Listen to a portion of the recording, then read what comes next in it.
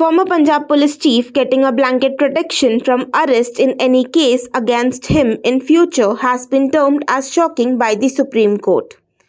The Punjab and Haryana High Court had also given blanket protection from pending cases to former Punjab top cop Sumit Singh Sahani, who is facing charges of extrajudicial killings in the early 90s.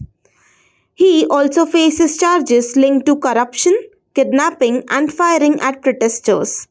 The Supreme Court today told the High Court's Chief Justice to either hear the matter himself or assign it to another bench for disposal within 2 weeks. The High Court in its order had said the former Punjab Director General of Police cannot be arrested in cases that are likely to be filed against him, an order that Supreme Court said it found shocking. This is an unprecedented order. How can future course of action be stayed? It is shocking and three of us feel that it is unprecedented. This will bring a hearing. A bench of Chief Justice of India N.V. Ramana, Justice A.S. Bhupanna and Justice Hema Kohli said. A group of Indian students in Sumy, a city in the conflict-hit Ukraine's northeast, have asked Prime Minister Narendra Modi for help to evacuate them amid the Russian invasion. In a video message, some 100 students are seen pleading for assistance in going to the western border of Ukraine, from where they can cross into neighboring countries for a flight home. Nothing has been done for us. We have seen some foreign students leave Sumy on their own, but they were shot. We have videos to show it, an Indian student said in the message. We have been expecting the government to help, but we have got no information. Some are saying there are buses waiting in the Russian border, which is about 50 kilometers from here. If we walk from the hostel, there are snipers in all 4 directions everywhere. We fear airstrikes. Bombardment is happening every 20 minutes, the student said. The student panned the camera to the windows, which showed a snow-covered campus where the temperature, the student said, is in -degrees. We request Narendra Modi ji, please take us out of here, or else we will be killed.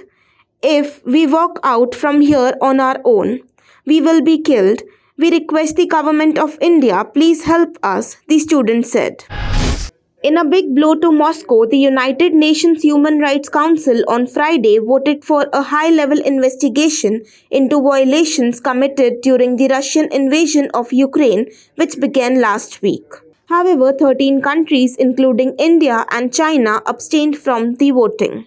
The vote paves the way for the formation of an independent international inquiry commission, the highest-level probe that can be ordered by the Council to investigate all alleged violations and abuses in the context of Russian Federation's aggression against Ukraine, reported news agency AFP. On the 47-seat council, at least 32 members voted to establish the highest-level probe possible into the alleged rights violations, reported AFP. The armed forces have made a fresh appeal to be excluded from the Right to Information or RTI Act, saying that they have not only found instances where the transparency of law could be harming the national security, but compromising the chain of the command as well. This time, the appeal has come in the form of a proposal filed before the government's Committee of Secretaries, which includes the top officials of prominent ministries like Home, Defense, Revenue, Information Technology, as well as Cabinet Secretary. The armed forces in the proposal submitted earlier this year said that they want to be included in the exempted list of agencies like security and intelligence organization.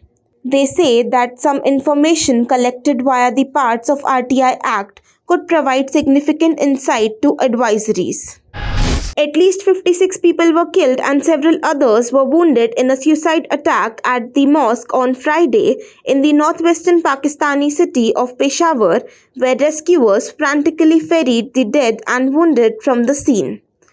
One witness saw the attacker enter the mosque before the Friday prayers and open fire with a pistol, picking up on the worshippers one by one. He then blew himself up, Ali Asghar said. Muhammad Ali Saif, a spokesman for the Khyber Pakhtunkhwa Provisional Government, told the news agency AFP, More than 30 were killed and some 80 others wounded in the blast near Peshawar's Kocha Risaldar, a similar distance west of the capital Islamabad.